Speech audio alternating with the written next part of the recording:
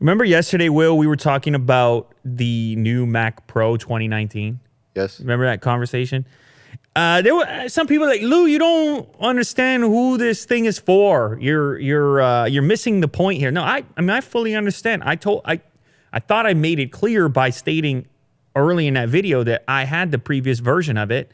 Back then, the maxed out version of it, it was like 15 grand. So trust me, like I've been in this thing for a minute. This is for people who want the ultimate kind of Mac. That's what it is. Like you're happy with Apple software, maybe Final Cut, something like this, and you just want to chew through it as quickly as possible. Maybe you probably make money on content if you buy one of these, and so you can justify a higher cost because you're looking at it as a business style investment. That's fine. But there's other elements of this particular launch that to me are a bit offensive regardless, like the stand, the $1,000 stand. Explain that one to me. How do you map that one out?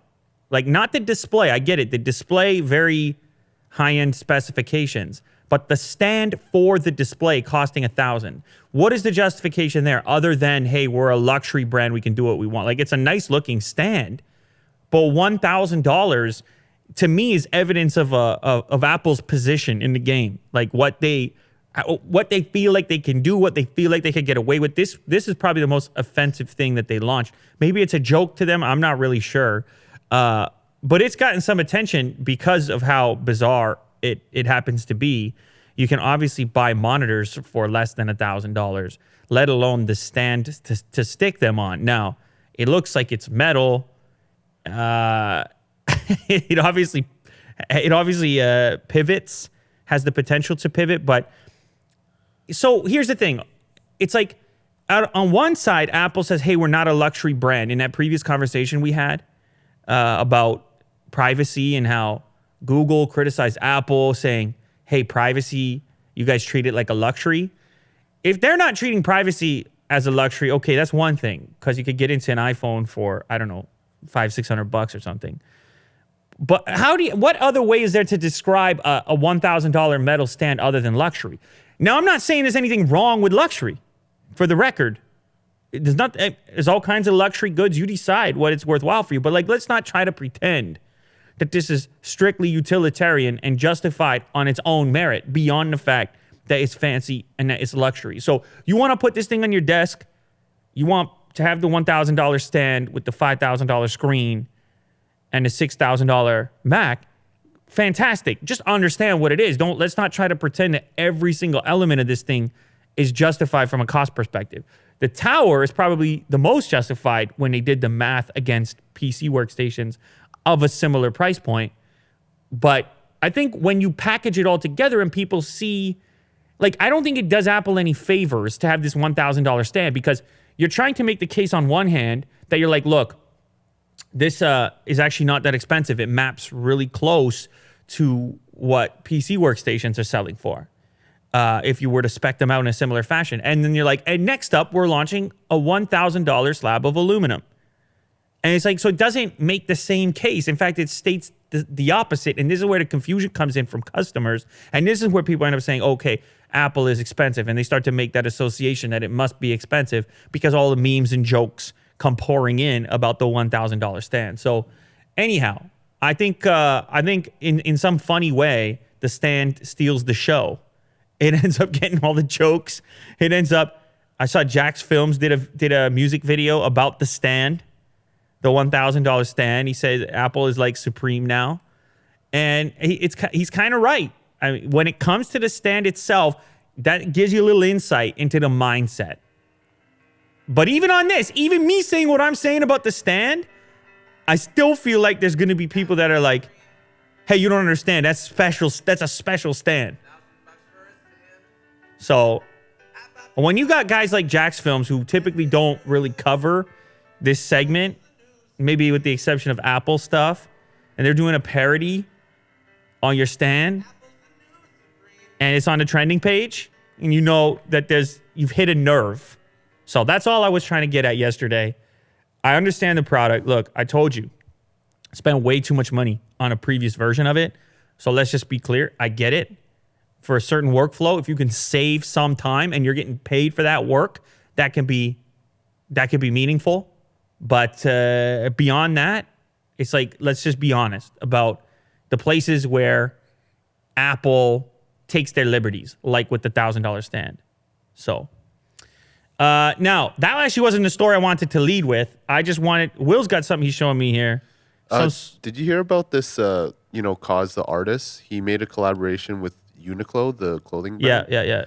And apparently in China, it's like huge. It happened today, and people are going crazy in They're China. peeling it off the models. They're ripping the arms off of the mannequins to get this clothing off.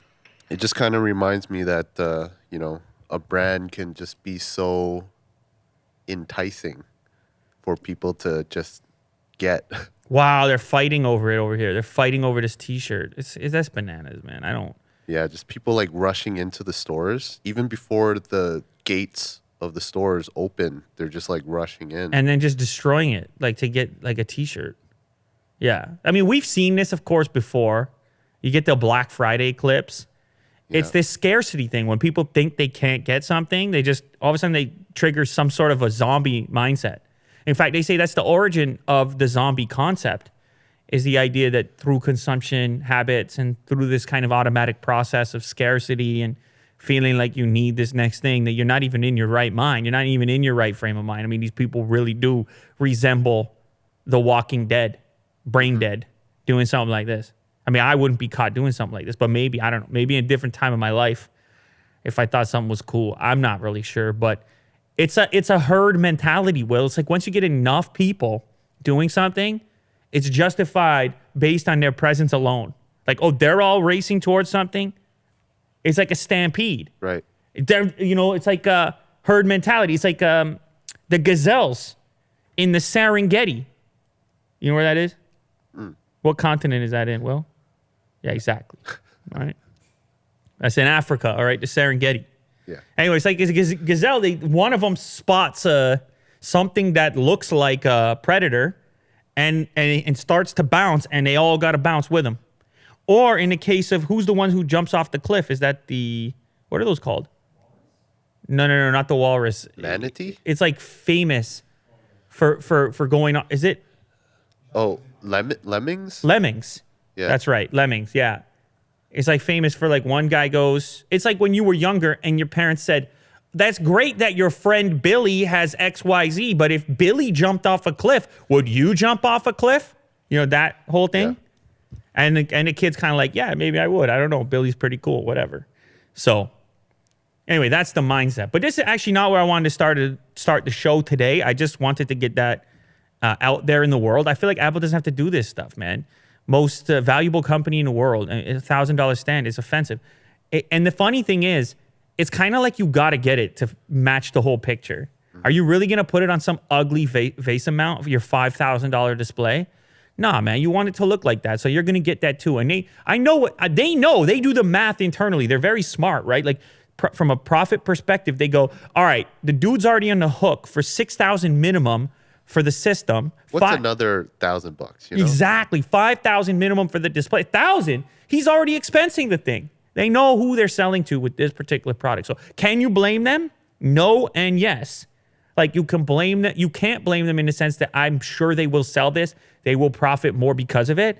But yes, you can blame them in the sense that they're not doing a great job for their image, because a lot of people who aren't necessarily in this marketplace are going to look at this product as kind of an icon of excess, especially in the form of the $1,000 aluminum stand. So I'm saying it works both ways.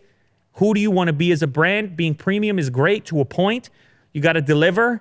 As we've seen in the smartphone game, value becoming more important, a more prominent component in consumer decisions. And is Apple self-aware enough to recognize where they lean too far into luxury and where they expose their weaknesses from an accessibility standpoint? And I'm not talking accessibility like you can speak to your phone or put it in contrast mode. In fact, they're very good in that department. I mean economic accessibility. It's one of the issues they had in India and various other places, that they would have had to hijack or cannibalize their image too much in order to appeal to the wide variety of audiences necessary for a business at this scale. So for the record, I'm not coming here and saying you have to go do this thing, Apple. You have to be careful with products like this. I'm just saying this is how things can be interpreted from each of the two perspectives. It's like, I run a business. I know people are going to slap on this stand, so I'm going to charge $1,000 for it. I feel like the market can bear that. That's fine. Free market, wonderful, beautiful. But it ain't free, right? There's an equal reaction on the other side of the chain, which is perception and what you represent and who you're for and whether or not you're exclusive or accessible. So like, it's this constant balancing act. That's all I want to say on that. Okay. Now, next up, I guess this is kind of in a similar territory and maybe how my head got to this topic back to that stand. There was a customer satisfaction survey that recently came out, American Customer Satisfaction Index, for wireless service and cellular telephone, as well as individual devices. And it's US only, and they do this every year.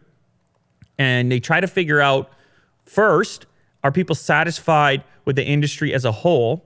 And in that sense, customers are actually happy. Their satisfaction is up 1.4% from last year, but it lags some other industries. People still upset about dropped calls and various other things with their telco providers, prices, contracts, the usual kind of stuff. So anyway, through this survey, they figure out who the best carriers are from a customer satisfaction perspective in the US. And then secondly, they find out what the most popular or devices were, or the most satisfactory devices on these carriers.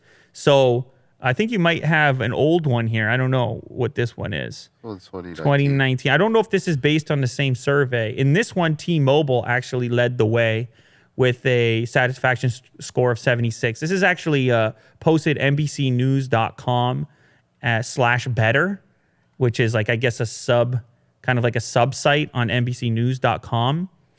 And yeah, there you go. You found it. This is posted 1 day ago. So this is the most recent customer satisfaction survey. And T-Mobile led the pack, a score of 76. And their customers say that the company provides a better value. So again, Will, coming back to this idea of like value in the telco marketplace starting to become an important component in people's considerations, not just around devices, but also their carriers. Next up, U.S. Cellular and Verizon tied at 74, at&t at 73, and Sprint at 65. Their customers rated them low for both quality and reliability, or at least the lowest of the bunch. Now, they also ranked some of the smaller carriers, and interestingly enough, some of the small companies actually beat the big ones. Consumer Cellular had a score of 85, Straight Talk Wireless 80, and TracFone 77. Again, totally in the value department, and I assume for the individuals who are serviced by those brands, they are maybe they're easier to satisfy because they're paying less. Maybe there's a weird transactional component to that, but nonetheless, smaller companies, people are satisfied with them. Now, what you guys care about probably globally is which devices were people's favorites, which were they most satisfied with, and it's actually Samsung gained 1% from last year, pushing it into a tie for first place with Apple. So how perfect is that? Apple and Samsung tying once again with an 81 score for satisfaction. And it also states here that according to these customers, price may be an issue for Apple as the data showed the company's value is lacking compared to other manufacturers. And again, this comes from end users, from customers who are putting this information out there. So we're flipping it back around to the earlier discussion where value is now a feature. Maybe if you could say privacy is a feature, value is also a feature that people are considering.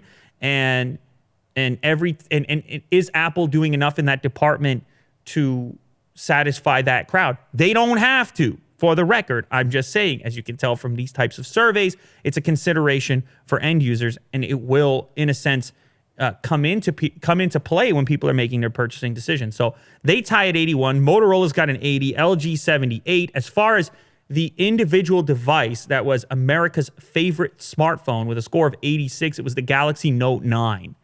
And keep in mind, this study here, this research is for the previous year. So if you're wondering why it's not the most, why it's not necessarily the most recently released device, like say a Galaxy S10 or something, this is based on data that was accumulated over the period of that year. Customers appreciate the powerful Android model with its large screen and broad capabilities. The iPhone 10 comes in at an 83, 3 points lower. And then there's a number of other devices that tie at an 82. So again, it's a wide survey. It's not specifically tech fans being polled. It's giving you a map of like the general public, and it's kind of interesting. It's not really surprising in the sense that you kind of knew that Samsung and Apple would be near the top. It's a little interesting that Samsung gained a little bit of ground, particularly with the Note series, which at one time was like kind of a second-rate series, but now, as you can tell, people very satisfied, scoring an 86. And then on the carrier side, no one really scoring that high, to be honest. If T-Mobile wins it with a 76, but satisfaction on a particular device could be an 86, as we just determined, you start to recognize that it's like there's still a ways to go in the carrier department. Nobody's over the moon happy with their individual carriers, and I'm sure that if this Sprint T-Mobile merger takes place, it may impact this in an even more negative way, because one of the things that keeps this ecosystem in check is at least the competition, that you can go somewhere else. And funny enough, it's those smaller, scrappier competitors at the lower end of the market that people are more satisfied with, interestingly enough. So anyhow, Galaxy Note 10, according to this study, is the most satisfactory device of 2019. The Note 9? What did I say? Note 10. Oh, Note 9. Yeah, it's Note 9. Yeah. Of course.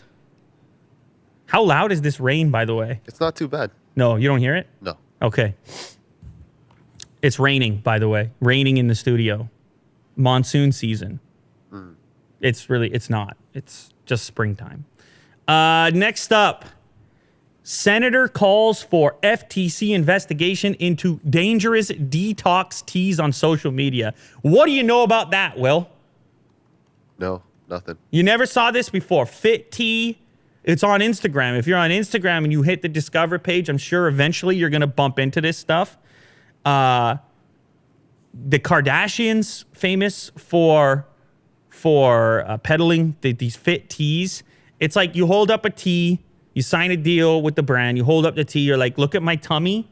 I got the flat tummy. I'm ripped. And it's because of the tea. And then everyone goes and buys the tea. It's your typical influencer stuff. Anyhow, the FTC not so happy about it. Companies like Flat Tummy Co. use brand ambassador programs to pay influencers to post a certain number of photos and stories to their Instagram accounts and other social media accounts to market their products. So there's teas, there's other notable items. You got appetite suppressors. It's a hot market, Will. You know, you don't look perfect enough, Will. You're not ready for prime time. You need the fit tea and the flat tummy and all the rest of it.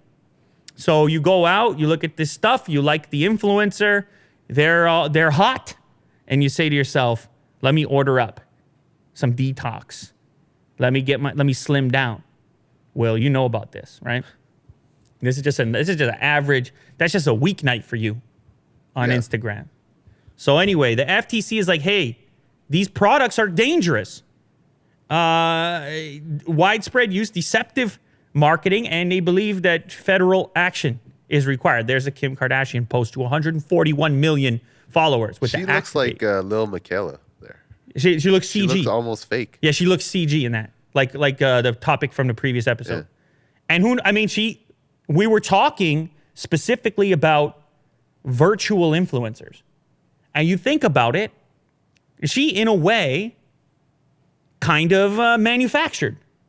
In a way, a different way, in the real world, but nonetheless, she's selling the Flat Tummy Co. shakes with a long post as well.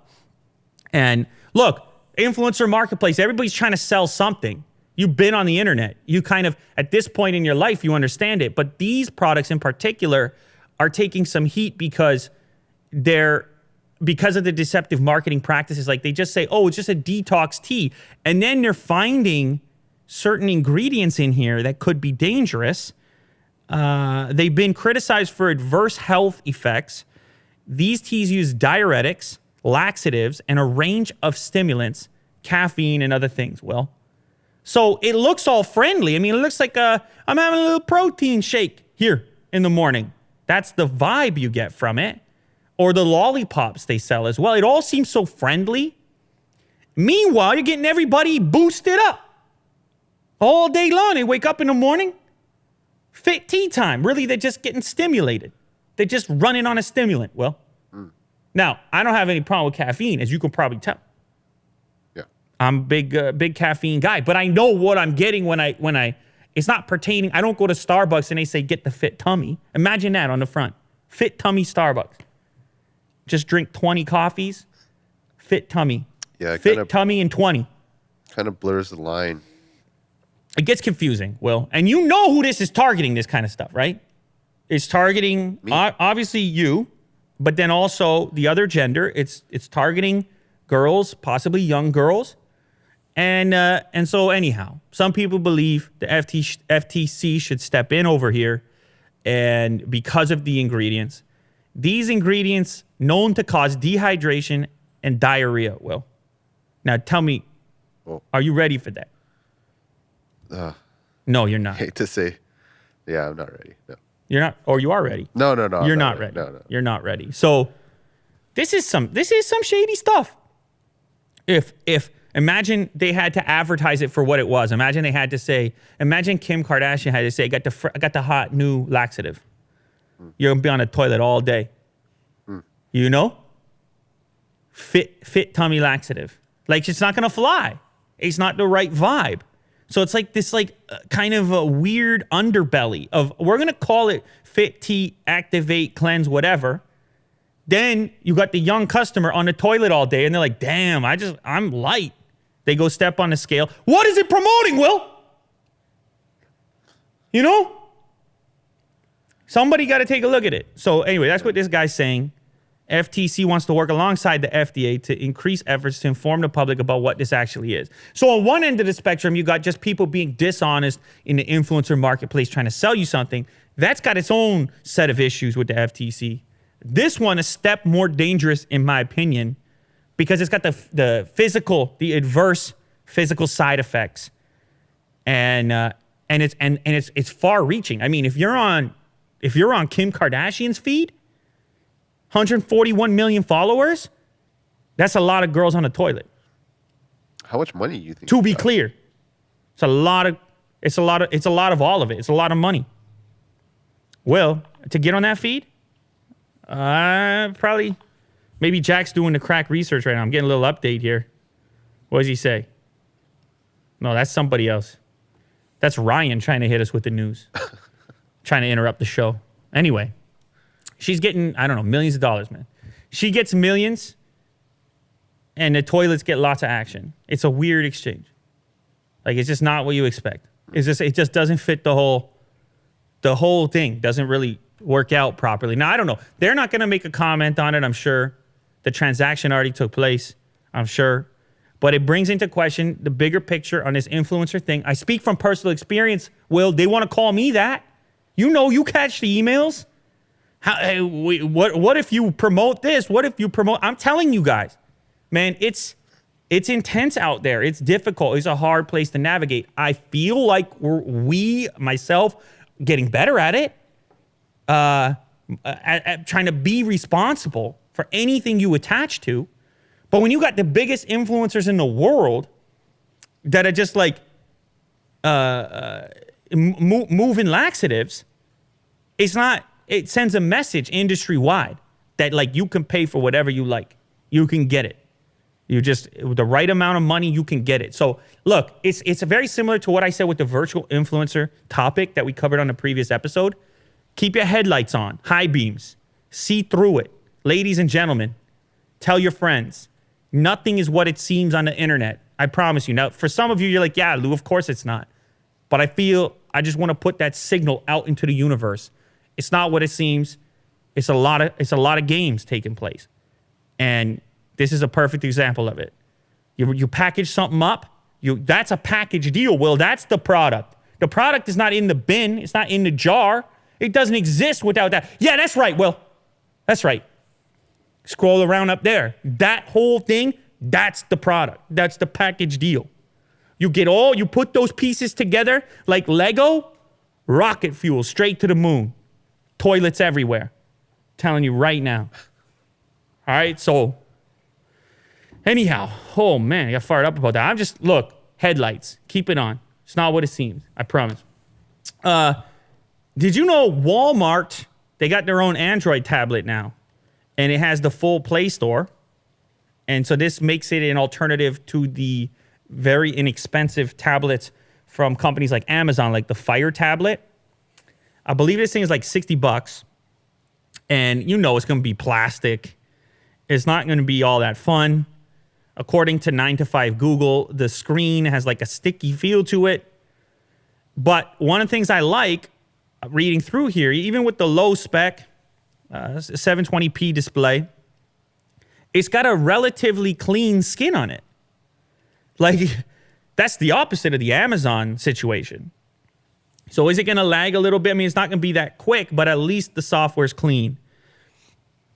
And so anyhow, rounding out the specs here real quick. For $64, what do you get? You get 1280 by 800. And you get that in either an 8 or 10-inch variant. You pick it up at your local Walmart. It's got Android 9 Pie, which is a fairly clean version of it, as I stated previously. But the bottom line is, it's going to feel a lot like $60. The $64 gets you the 8-inch model. $79 gets you the 10-inch model. Who's it for? Kids, really, I would say. This is the type of thing, Will, you just hand to your kids or something. They want to, of course, they got projects to do. They want to hop on, do some research. I mean, it's not like they're playing games or YouTube Kids or anything like that. No. It's all Mozart, all right, for the youth. But yeah, you know what I'm saying. Kids, they want to be on YouTube Kids. Yeah, it's a good price point. Whatever they want to do, and you don't have to worry about it. Mm-hmm. You just hand it over. You don't care. It's $64. That's what they're going for. Now, the Amazon angle is like, but wait, here are some Amazon-specific integrations that you might want to take advantage of. The whole Kindle Prime package deal with the content and everything else going on with their Fire products. This is the other angle. This is like, you probably have an Android phone. Maybe you have a bunch of Android apps. Maybe you want a full-out Play Store, clean OS, unadulterated Android. You want the simplest thing possible. Apparently, Walmart has only installed 5 apps on it out of the gate. You might have expected more. You might have expected them to load it up with bloatware. It doesn't seem like that much. They have Walmart Grocery, Sam's Club, Voodoo, and Books. And as you know, on Amazon's cheapest version of the Fire tablets, they actually put ads on it to subsidize the cost. So that doesn't look like that's the case over here. Now, they don't tell you what the chipset is inside of it, and it's only got 2 gigs of RAM. So let's just keep that in mind. Let's adjust the expectations a little bit for what it is. But honestly, for that purpose, like I said, for a kid, for a non-power user, maybe for a senior citizen, they just want to hop on Facebook and connect with the family real quick, then $64. Yeah. What do you say, Will? It's definitely not for power users. No. But yeah, for old people, young kids, and it's running stock Android, right? So pretty close to it. So accessibility, that's an accessibility product that gets more people online. Yeah. Lower investment. I don't think it's such a bad thing. Would I use it? Of course, no. I mean, there's phones everywhere. This is the HQ. This is Unbox Therapy. Everything's... No. Will's not going to use it. Kirk's not going to... But we're trying to showcase. There's a lot of solutions out there in the world, There's options. There's options. Next up, smartphone relaxation app helps some manage migraines. Have you ever had a migraine, Will? Oh, yeah, all the time. All the time? Yeah. Dealing with Otis? That's terrible. Yeah, well, I guess Otis would kind of create that situation for you. Anyway, NYU, that's a university in New York, their School of Medicine developed an app called Relaxahead, and it guides patients through progressive muscle relaxation, also called PMR. So apparently there's like a lot of tension going on. It might be responsible for your migraines. And some of these exercises that the app can help you do or guide you in how to do them properly can affect or impact some of that tension, possibly helping you avoid these migraines from taking place, which is kind of a funny one because I was thinking, man, imagine how many smartphones are responsible for people's migraines because they're like all, jammed up looking at their phone in bed, reading bright lights late at night. Like, yeah, that's me right there. Yeah, that's you. So anyhow, this one, it's a different angle. Use the same smartphone that gave you the migraine to take it away. You see how that works, Will? That's like nicotine patches. See how that works, Will? Yep. The tobacco companies, they owned the Nicorette. They're like, we'll get you hooked, we'll get you off. See how that goes, Will? Yep. It's a game plan right there. Anyhow, I'm not saying that's what they're doing here. Obviously, I'm making a joke, but apparently in their study, people who use the app had fewer migraines afterwards in the future. And study participants on average had 13 headache days per month, ranging between 4 and 31. 39% of those patients in the study also reported having anxiety, and 30% had depression. After using the Relaxahead app, it dropped to 51% after 6 weeks and 29% after 3 months. So the percentage of migraines went down substantially. And the study authors, who anticipated a gradual decrease in the use of the app, next plan to identify potential ways to encourage more frequent sessions. So you got to keep it up ultimately if you want to keep avoiding these migraines. So there's it's actually a lot of people affected by migraines in the United States. 36 million people. You got 350 million people in the U.S. It's about 10% of people that get migraines. This is a pretty high number. So an app that can help you with that is kind of interesting. I'm curious about it. Maybe if you get migraines, will you give it a shot? Or maybe we help someone else can give it a shot that gets migraines. I don't know. We're just throwing it out there.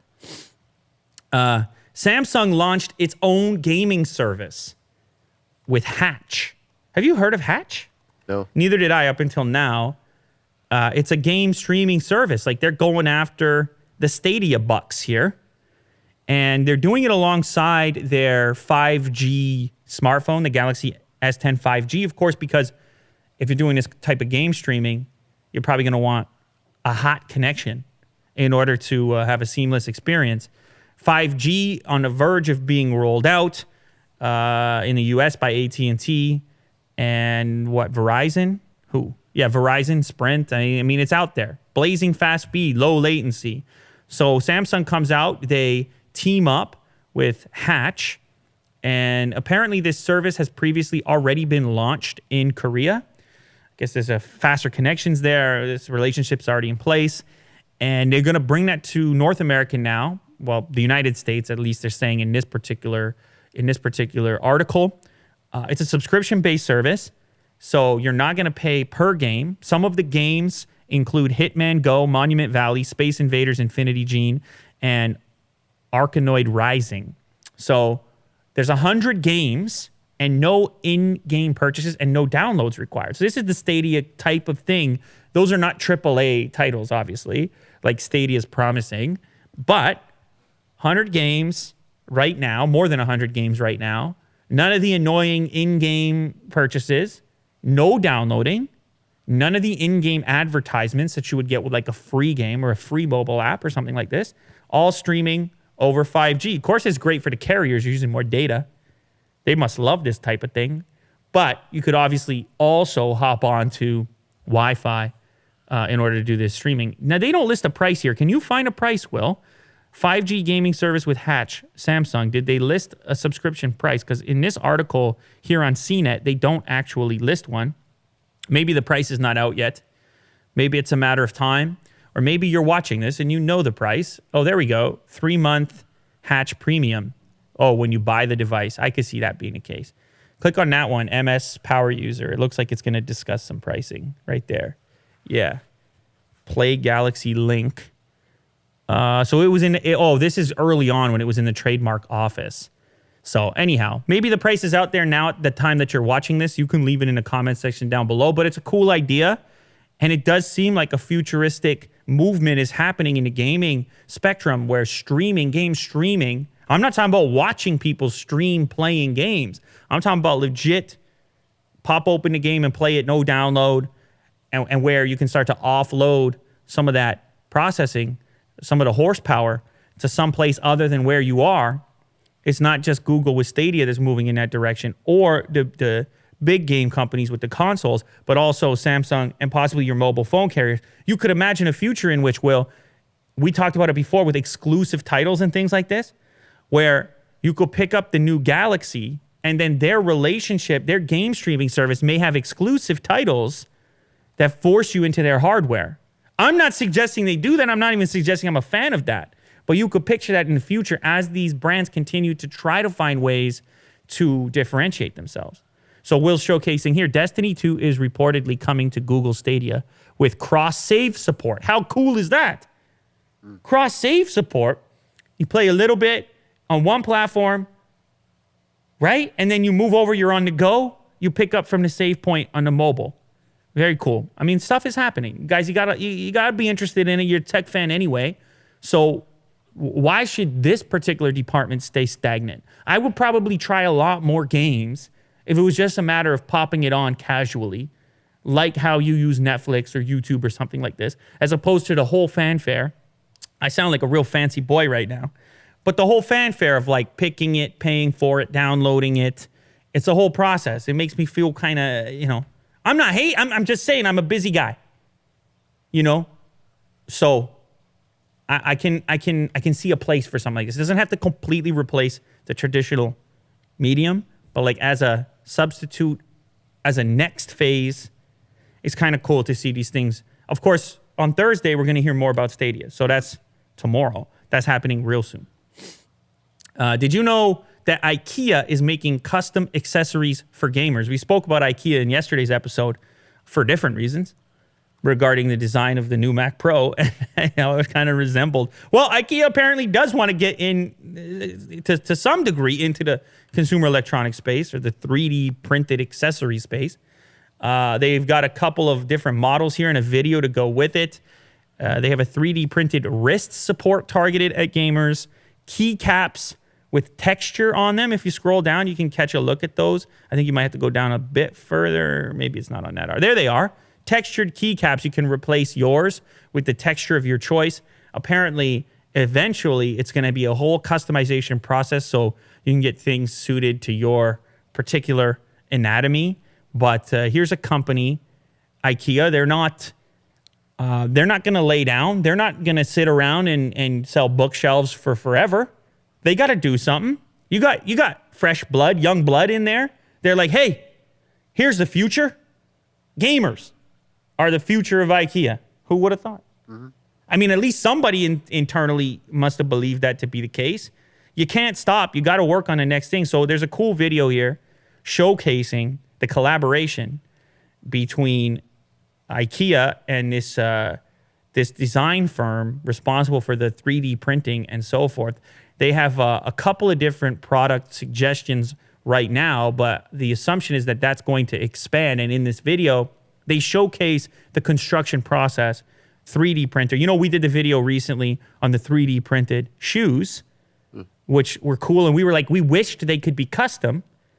And this could be another, this is another indication that things through 3D printing, a lot of manufactured goods can trend in this direction where you can do a one-off because 3D printers allow for it. So I remember when 3D printers launched, that's a cable management device, that one, Bungee, designed to keep cables clear, 3D printed.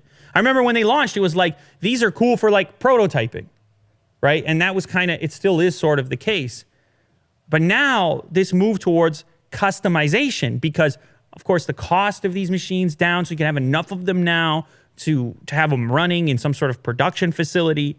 Customization, very interesting and exciting to me that more people could have unique devices, accessories, and with a company like Ikea behind it, they got the footprint to be able to deliver. Apparently, this lineup is going to launch in 2020, and it's going to have all kinds of home products, desk supports, chairs, and tables as well. So who knows how they're going to be customized. It's going to be pretty cool. They can actually go out and get it into the universe. They have the scale to do so. So this could be the future of a lot of different products. Imagine if everything you got was some sort of a, what people used to talk about is you would have the 3D printer and you would just transact here and then it would just go, the design would just start getting mapped out. Like imagine Ikea had their default 3D printer you could put in your house and then the map, you just pay for the map. It comes, loads in, and it just starts going. And the material shows up every so often. Or it's the other way around. You design something and then you give it to Ikea. They print it out for you. Could be something like that. Make the adjustments. Like I don't know how the whole back end's going to take place. I assume there's going to be some sort of an app that people are going to interact with. But nonetheless, they're moving along. It's not just bookshelves. Ikea. 2 days in a row on the show. Will it ever happen again? Probably not. Last one for me, Will. The Porsche Taycan spied wearing camouflage.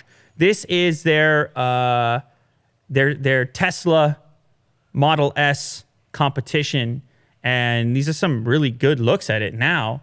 The original renders made it look a lot more futuristic, but this is the first full electric, like high volume Porsche vehicle. They're betting on electric, and I think that thing looks pretty cool. You scroll down, you can see a couple more angles on it. It kind of resembles a Model S to a certain degree, but if you look at the way the curvature happens towards the back end, it looks, it has a 911 vibe to it still. Oh, yeah. It still has like a Porsche kind of identity to it in the way it curves down the back. So obviously this is a very well-established car company. They're coming into the electric space. I've said this before, there's a lot that goes into manufacturing a car. It's cool what's happened, what they've done at Tesla in essentially creating the segment for electric cars, the legitimate segment. But getting good at making cars is about more than just like acceleration or range. Like there's all kinds of fit and finish stuff that you have to become an expert at over a long period of time, which is part of the reason for the excitement around this vehicle. I think people looking at it probably think, okay, here's an established brand. This is going to be expensive, by the way. But here's an established brand taking something they've done really well and just plugging in the electric piece. I think that's exciting to people. Now, I'm not obviously not endorsing this product. I don't know if it's going to be any better. They're talking about speed numbers at 3.5 seconds. So it seems like the Model S, at least the performance version, is still going to be faster than this. So who really knows what they're going for? They're just trying to modernize as well. And I personally think it's a good thing for the electric car to have this variety available, for the future of the electric car to not be pushed along essentially by one manufacturer, but instead to get the support of others. I'm not sure Elon would agree with that. Who knows how this is going to affect them? I know Tesla has had a go of it just trying to get profitable. It's hard to make cars. I know Porsche can do it. Now, we'll have to wait and see what the quality's like. I think it's cool. What do you think, Will? Yeah, I think it's great that these big car companies are, trying their hand on electric vehicles. It's a big achievement. And if they have the logistics and supply chain to actually make it happen, I think it's great. Although I heard that Tesla's technology is insanely, intricate. Yeah, It's, I mean, when it comes to the advanced. self-driving stuff and Yeah. that area, the software area, that's the area they've been at it. Yeah, that's where they excel. They've been at it longer, of course, than anyone else. The car part of it, like the dash and Right. the trims and this is the part where you have an expertise over here. It's almost like you want Porsche to be able to license certain aspects from Tesla. I don't think that's ever going to happen, but you got to wonder about the autonomous aspect of this car if it exists. It's going to be a matter of time. There's only been certain info that's leaked out or that they've been willing to share at this point. But we're going to find out more soon because what do they say here? The debut is going to come before the end of the year. So we're going to see this car before the end of the year. Some people in the automotive segment are kind of goofing on this post because the camouflage is not really camouflage. It's like, what are you really camouflaging here? And usually when you're trying to camouflage the car, you don't put the name of the car on the camo.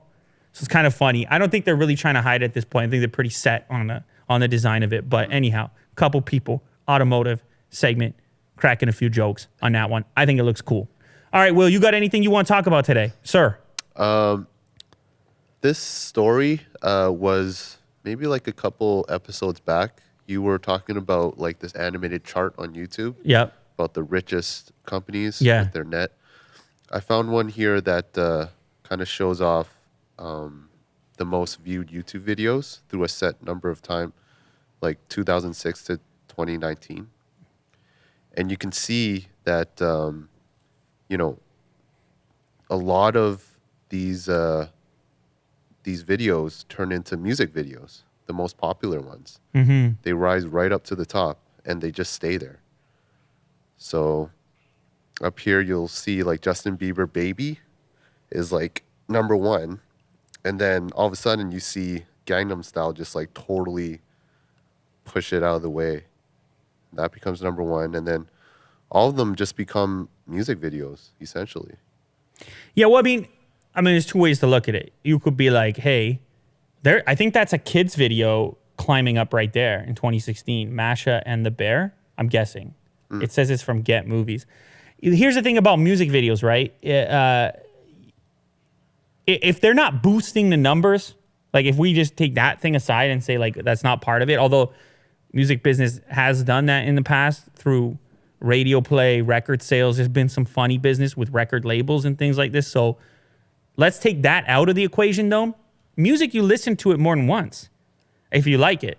Yeah, there's a lot of replayability. So if you have a regular video with like 5 million views, but it's a song that people like, they might play that song 3, 4, 7, 12 times. So that multiplier effect is bananas. But see, there you got Baby Shark. Look at Baby Shark coming up down on the bottom there. So you will get like a random kids video. I see Baby Shark. I see Masha and the Bear. And I don't think those are music videos. But otherwise, Katy Perry, Roar, Maroon 5, Sugar, Justin Bieber, Sorry, Psy, Gangnam Style, Mark Ronson, Uptown Funk. I didn't know Uptown Funk passed Gangnam Style. See, that surprises me.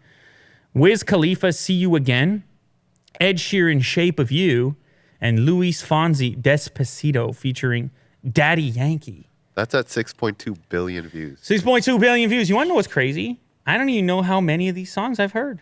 Have I heard them all? I just don't remember the names of them. I guess I've heard them all. I just don't remember. Yeah. Okay. Well, anyhow.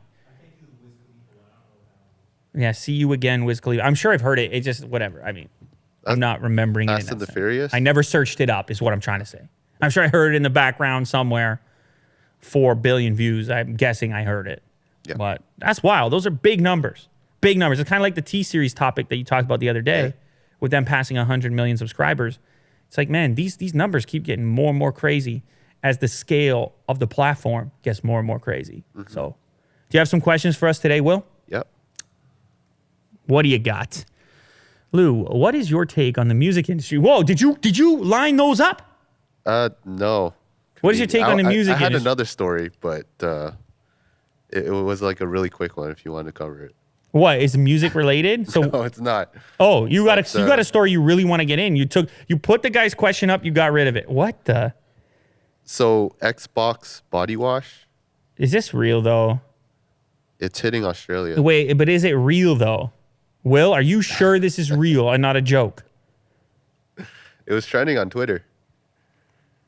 Xbox-inspired fragrance range is hitting Australia grocery stores and pharmacies in July. You can pick up deodorant, body spray, and shower gel. Link's Xbox is described as a fresh scent.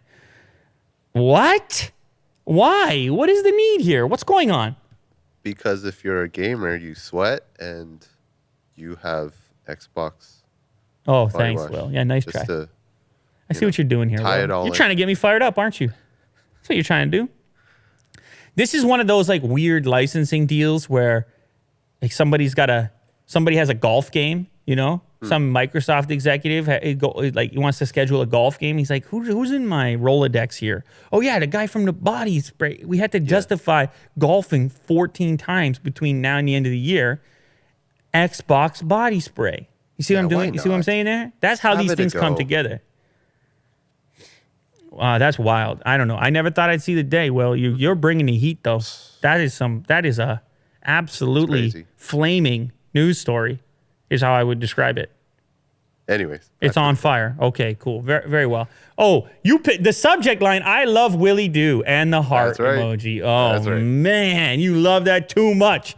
You're a sick man, Will. No, you know what? I love it too because I also love Willie Do. Have I ever said that before? Is this you put the cricket sound effect in right now? Now that I have Will's attention, ... Lou, what is your take on the music industry? Has streaming and accessibility when it comes to producing content made the industry better, or has it created too much clutter? It sometimes feels impossible to be heard when there's so much sound out there. I love the show and listen every day. Oh, thank you so much. Christian Brinkley, P.S. I do love you, Willie Do. Yeah, I see. He wasn't joking around. What you said is absolutely true. It's like a lot of things, right? Accessibility, more people are going to be doing it. At first glance, that seems like a nice thing, good thing. I mean, there's a lot of voices out there. You want those voices to be heard. You want everybody to be able to play the game if that's what they want to do. That's what you hope for. But without having any gatekeepers, signal to noise ratio, you get this giant mashup going on. You get a lot of people trying their hand, and not all of it's going to be good. That's the thing. It's just the nature of nature of the beast, as they say. Overall, I like it better because the idea of gatekeepers kind of bugs me. Like the idea of some executive deciding what gets to go out in the world, what message has access to distribution. That to me is bothersome. Then you have just a handful of perspectives that are able to leak out and leak through. But trust me, it's not all upside on the streaming side, because when it comes to engaging with the art itself, this feeling of an abundance, this feeling of an unlimited supply, sometimes from an end user perspective means that it's devalued, like your perception of the importance of it or your ability to engage with it, to really pay attention. It's already, when it comes to content, it's very easy to be at an attention deficit where you can just pop around and bounce around, and a lot of social media is contributing and almost training us to do that, to be like that, to behave that way. So then you have this stuff that really matters to people. You have this very personal art, presumably. And you're like, I can only spend 10 or 12 seconds and then I'm hitting next. And it's like, geez, man, that guy spent 3 weeks on that track and you're just flipping it like it was nothing. So there's a thing with the volume, the velocity, where it's like it almost rips away some of the specialness, some of the value. Potential value and the end user's willingness to engage with that or to perceive value in the thing. But for me, this is an inevitable occurrence. This is what was going to happen as the world came online. You just weren't going to be able to put the cat back in the bag, in the hat. I don't know. Cat's out of the bag. Cat's out of the bag. People got online. They started sharing not just their music, but everything, man. You know that thing about like human content, all human created content, the percentage of it that has happened in like the very recent past, like in the last 10 years, human beings made 100 times more content than, you know what I'm saying? I don't remember the exact statistic. We're all online. Everybody's messages, everybody's posts, everybody's pictures, everybody's Instagram stories, everybody's music, everybody's videos, everybody's movies. It's all there. We got to sift through it all now. And now we got to trust the new gatekeepers. You know who that is? The algorithms, Willie Do. The algorithms. That's the new gatekeepers. That's the new record label. So we got to reverse engineer it. You know, I said everybody in this kind of game that's trying to get content out to the world has to become some sort of a scientist on the distribution side to figure out what you got to do to get the message out there in a very vast and populated landscape. But I don't want to go back to the old way. Myself, I wouldn't exist if it was the old way. Now, I'm not talking specifically in the music business, but just in general, the content business. I probably wouldn't exist. Because if it's like I wouldn't have had the keys to the castle, I could click upload. I could play the game. Even if I had to play really hard and weird and become some sort of algorithmic scientist, nobody stopped me from trying. And I guess you can always pick up a guitar, you can pick up a microphone, you can do your thing. And now you can put it online. And I think that, you get a lot of people, you get a lot of artists that are a bit upset about it because they remember a time in which people treated the substance a little bit more specially, where people were excited about some new release because it didn't happen that frequently. I'll talk to my parents, for example, when my dad had a record collection. And like his record collection would look a lot like other people's record collections. Because if you were going to spend money on a record, you want to be sure you kind of like it. So you would go listen at someone else's place and you put that on and you would listen top to bottom, start to finish, like a ritual. And the meaning of that by default is going to have to be more significant to you because of your investment level as a customer, as a listener. It's different. You invested yourself. It's the same way that people out here defending the products and brands they like in the tech segment. Once you've invested, you spent your money. That's commitment right there. So what do I think about the music business? I think this was going to happen. I think it's a new game. And the sooner we become aware and we just recognize the new nature of it, the sooner that the individuals that are making the stuff can start to realize you can't just be that one thing. I know it's unfortunate. We want everything to be black and white, signed, sealed, and delivered. I'm just a guitar player. I'm just a lyricist. I'm just this one individual. I don't want to encompass all these other elements. It ain't like that anymore. You got to have your head on straight. You got to have these other aspects, these other elements. You got to grind, You got to get yourself in the meat grinder. See what you can do. See where you can be useful. See where you can enhance your offering. You got to play the game. I hope it doesn't discourage people. Like, I hope people still do it, but just recognize the limitation in that. No, your music is not that special. Neither is this video. You can go click 1,000 other things right now. You got the sidebar over there. You're clicking. There's people clicking off right now. Will. I'm doing it right now. Who knows what you're watching over there? But it doesn't change the fact. Access. I love it. I don't want to take it away from anyone because ultimately that's the chance. That's the piece. People right now, they're going to say, no, it's not really a chance, Lou. If I go put something online, 12 people are going to see it? Come on, dude. I'm just saying, just the ability to hit the button. Imagine a reality in which that wasn't the case. Imagine a reality in which you had to put the outfit on, go into the office. Imagine me. Please give me the show on YouTube, please. Executive, please. That ain't me, man. They gave me the button. I said, all right, let me tackle this button. I saw the upload button. I said, all right. It might be a disaster. This might go nowhere. This could be embarrassing. The things people are going to say and do. What about the people in my personal life? Who does he think he is? You got to do it all, but the button is there. The button is there. So what's my take? There's a lot of sound out there. Yeah. Christian, there's a lot of sound out there, but that's the way I will prefer it. To answer your question, that's the way I would prefer it. And Willie Doo loves you back, by the way. Yeah. Next question. Hey, team, have you ever been to Germany, and what do you think about it? Yeah, you know what?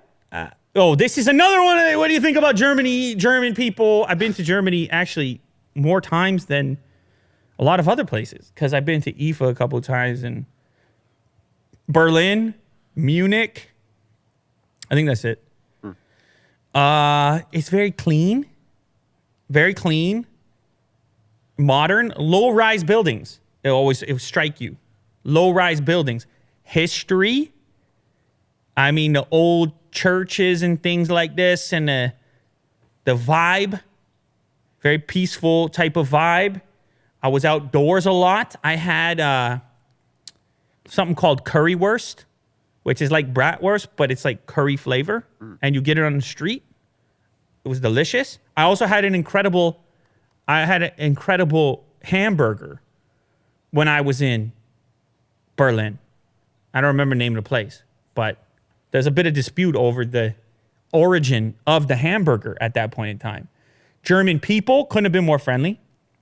I think I did a little meetup, in fact, with some people at IFA. I met a lot of German people. Beer, Willie do beer schnitzel. I had some of that. And I actually have some German ethnicity or something on the DNA test. My last name, I believe, is German. So maybe that's why. Maybe there's some kind of... Munich surprised me, the weather. Not Munich. Wait. Munich in the south? Give me a quick refresh on the map there. Is that in the south? Which one is the hot one? I went to... Look how sunny that is. You see, it must be Munich. Give me a zoom out on this map right here. I want to see where that's located. It is the south. It's in the south. Okay. Yeah, Munich. So the weather was really nice. It was crazy sunny. It surprised me. I was on a rooftop patio. Oh, another thing. I had a night. I'll just say. Let me say. I'm pretty sure this evening I was the loudest guy in Munich. I'm pretty sure. I mean, I'm the loudest guy most places. Ask Willie Do. He's upset most of the time. He's looking at me. He's snickering. He's looking at me. Can you get it together, please? Jeez, man, you're making a scene. Anyhow, I was doing the usual, making a scene. I had a few drinks. I'll be honest. Probably had a Stein like that, like the one Will's showing.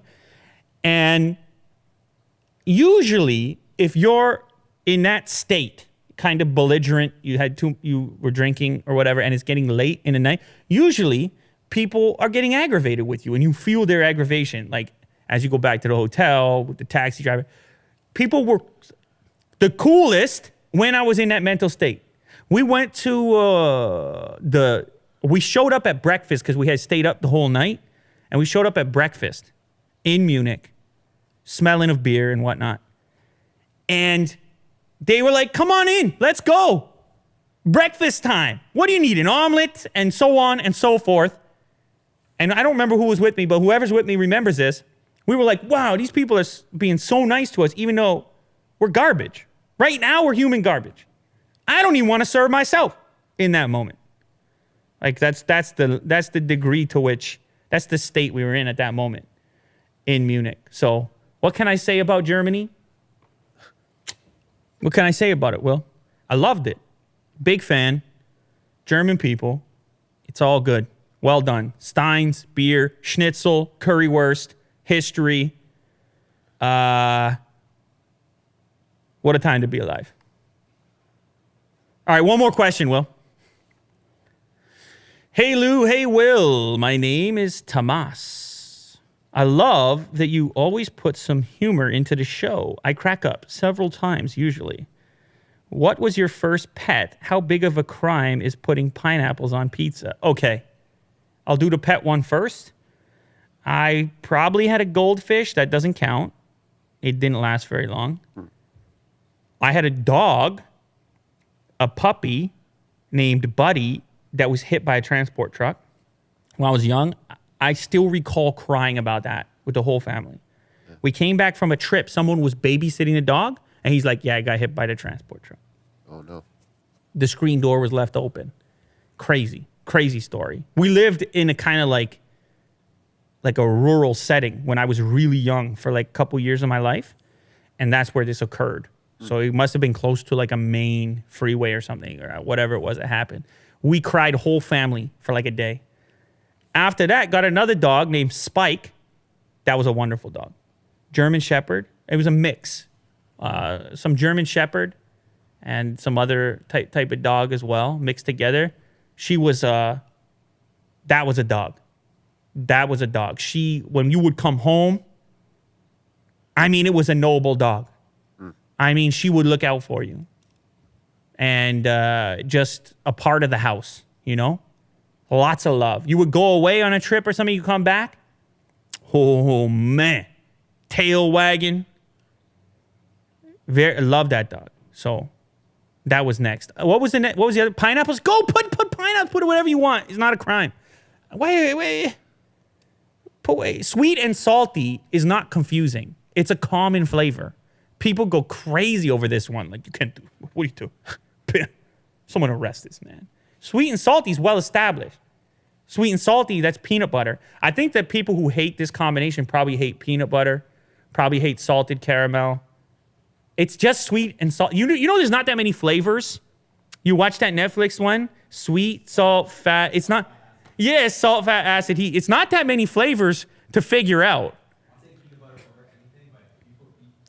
So Kirk's saying peanut butter, but that's your own hang up. That's your own hang up because I feel like it just comes across as just a sweet, salty thing going on. And tomato sauce is already sweet to go with the salty cheese. So it's just kind of like, it could be over the top sweet for somebody. I can get that. It's a lot of sweetness, and that might be what people are against. But I don't care. I'll easily eat that. And I'm not even mad if anybody, honestly, and we had this pizza conversation. Pizza, for me, is very important. We talked about it multiple times. But how you take your pizza and where you get your pizza doesn't really bug me. You want to do deep dish, Chicago, pineapple. You want to make a dessert pizza. I like the concept of the pizza. Like, pizza is representative of a thing for me. Now, you could ask me my preferences. I have them. I like fairly simple pizzas myself, is what I would typically have. But, man, you do your thing, man. Do your thing. I remember when I was young, I was a big Ninja Turtles guy. You know Ninja Turtles? Yeah, of course. Hey, man, don't get offended or anything. You know, maybe you didn't. Maybe you weren't a Ninja Turtles guy. It's possible. I mean, the youngsters out there, they never heard of the Ninja Turtles. Ninja Turtles, they got the pizza thing in the way that I did. They got it. Like, their clan, their group, their social, their atmosphere, like, pizza brought it all together. Look at that. You get it. Look at that. So friendly. Each one of them on a slice. They shared, every so often, Raphael, he didn't want to be part of the team or whatever. He was mad at Leonardo or whatever. The pizza representative of the whole package, of the circle, of the inner sanctum, I love that. I love that pizza was their thing. You see? Brought them all together. They're all mad at each other. Who's the leader? Who's not? Let's have a pizza.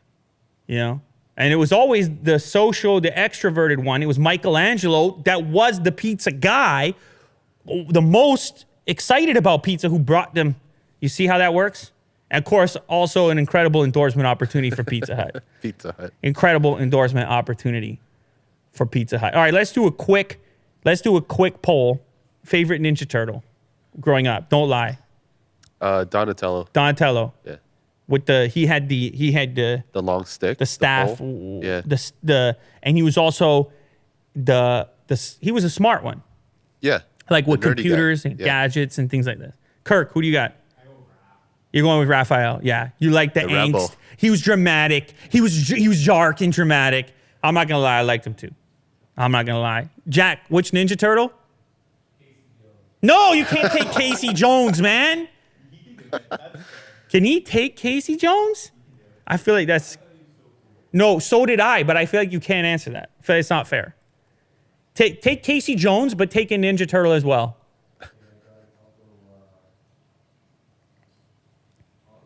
He'll go Leonardo. Okay. Leonardo, okay. The blue mask. It's fair. We got to round it. No one took Michelangelo. Michelangelo, my brother's favorite. Nunchucks. I'll tell you a quick little tidbit on the Ninja Turtles.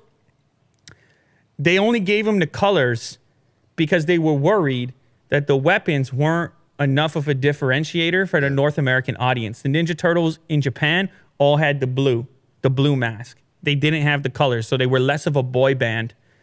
And because of the martial arts history in Japan, it was enough of a differentiation to just know which weapon they had that was unique.